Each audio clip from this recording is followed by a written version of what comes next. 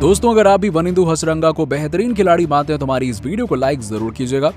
दोस्तों, श्रीलंका और पाकिस्तान के बीच फाइनल मुकाबले से पहले ग्रुप स्टेज का एक ऐसा अंतिम मुकाबला देखने को मिला जिसके रोमांच ने दर्शकों के दिल की धड़कन को 4 गुना बढ़ा दिया।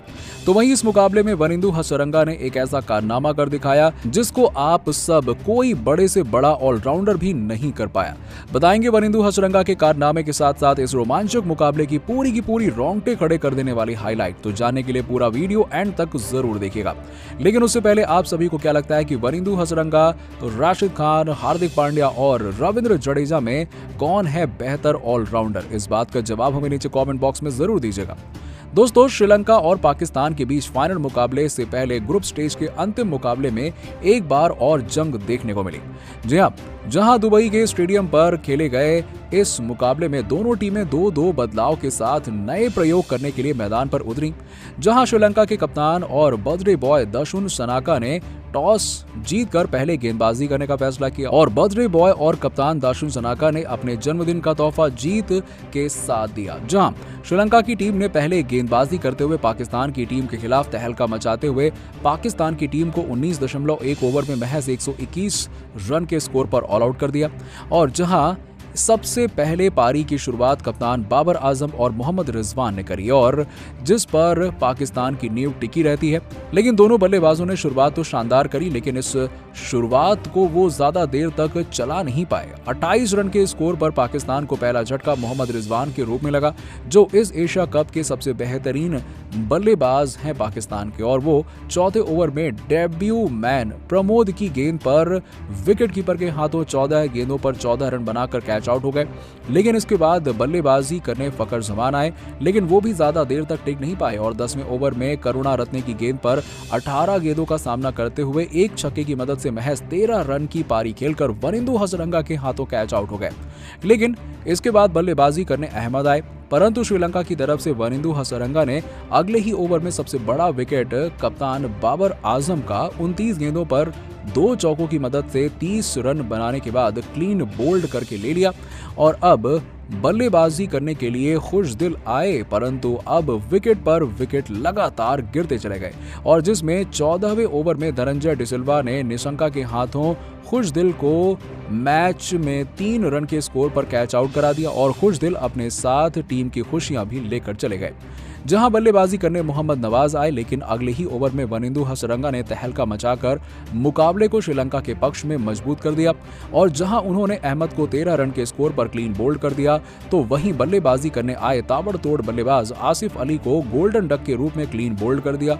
और अब बल्लेबाजी करने हसन अली आए, लेकिन वो भी ज्यादा देर तक टिक नहीं पाए और 16वें ओवर में बिना खाता खोले महेश की गेंद पर वनिंदु हसरंगा के हाथों कैच आउट हो गए। तो वहीं 18वें ओवर में उस्मान कादिर भी महेश की गेंद पर 3 रन के स्कोर पर निशंका के हाथों कैच आउट हो गए। और वहीं पारी के 19वें ओवर में मोहम्मद नवाज 18 गेंदों पर 1 चौका और 2 छक्के की मदद से 26 रन की पारी खेलकर वनिंदु हसरंगा के हाथों रन आउट हो गए। तो वहीं पर पारी के अंतिम ओवर की पहली ही गेंद पर हरीश बिना खाता खोले ही प्रमोद की गेंद पर धनंजय के हाथों कैच आउट हो गए और इसी के साथ ही 121 रन के स्कोर पर 19.1 ओवर में पाकिस्तान ऑल आउट हो गई। जहां श्रीलंका से वनिंदु हसरंगा ने 3 विकेट हासिल किए, तो वहीं प्रमोद और महेश ने 2-2 विकेट हासिल किए और इसके अलावा करुणा रत्ने और धनंजय को 1-1 विकेट की सफलता मिली।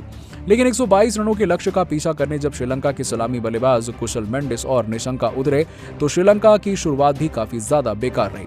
जहां पहले ही ओवर में दूसरी गेंद पर कुशल मेंडिस गोल्डन डक के रूप में मोहम्मद हसनैन की गेंद पर इफ्तिखार अहमद के हाथों कैच आउट हो गए और बल्लेबाजी करने के लिए गुणा तालिका आए और वो भी ज्यादा देर तक टिक नहीं पाए और दूसरे ही ओवर में हरीश की गेंद पर खाता खोलने बिना ही मोहम्मद रिजवान के हाथों कैच आउट हो गए।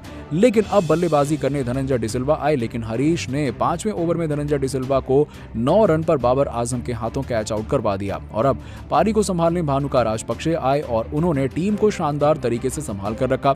लेकिन 12 ओवर में उस्मान कादिर ने भानुका राजपक्षे को 19 गेंदों पर 2 छक्कों की मदद से 24 रन बनाने के बाद हरीश के हाथों कैच आउट करवा दिया। और अब बल्लेबाजी करने कप्तान और बर्थडे बॉय दाशुन सनाका आए। दूसरी तरफ से शानदार शुरुआत लेकर आए निशंका ने 14वें ओवर में 41 गेंदों पर अपना 6वां अर्धशतक पूरा किया तो वहीं मुकाबला बिल्कुल अब अपने पक्ष में श्रीलंका के बल्लेबाजों ने कर लिया था।